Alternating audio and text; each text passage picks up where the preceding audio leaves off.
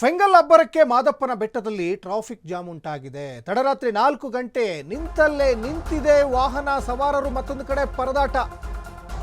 4 ಗಂಟೆ ನಿಂತಲ್ಲೇ ನಿಂತಿವೆ ವಾಹನಗಳು.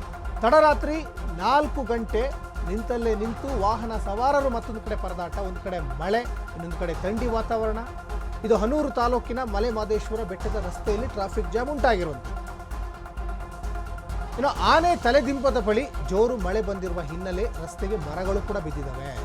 ಮರ ತೆರವುಗೊಳಿಸಿ ಸಂಚಾರಕ್ಕೆ ಆಲ್ರೆಡಿ ಪೊಲೀಸ್ನವರೇನೋ ಅನುವು ಮಾಡಿಕೊಟ್ರು. ಹೇಳಿ ಕೇಳಿ ಚಾಮರಾಜನಗರ ಮಹದೇಶ್ವರನ ಬೆಟ್ಟ ಕಾಡಂಚಿನ ಪ್ರದೇಶ, ಯಥೇಚ್ಛವಾಗಿ ಕಾಡುಗಳು, ಮರಗಳು ಯಾವ ಸಂದರ್ಭದಲ್ಲಿ ನೆಲಕ್ಕೆ ಉರುಳ್ತವೋ ಗೊತ್ತಾಗ್ತಾ ಇಲ್ಲ.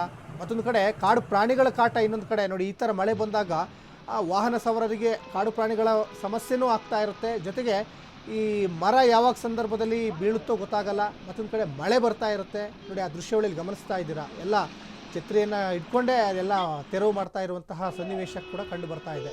ಯಾಕಂದರೆ ಹೇಳಿ ಕೇಳಿ ಚಾಮರಾಜನಗರ ಮತ್ತು ಮಹದೇಶ್ವರನ ಬೆಟ್ಟ ದೇವಸ್ಥಾನಗಳಿಗೂ ಕೂಡ ಸಾಕಷ್ಟು ಜನ ಭಕ್ತಾದಿಗಳು ಒಂದು ಕಡೆ ಹೋಗ್ತಾ ಇರ್ತಾರೆ.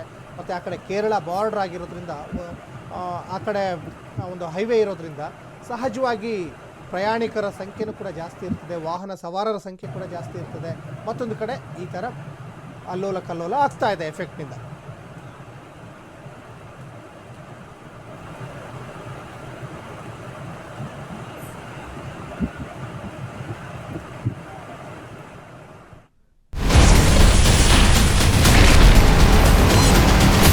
Ashwavega English News.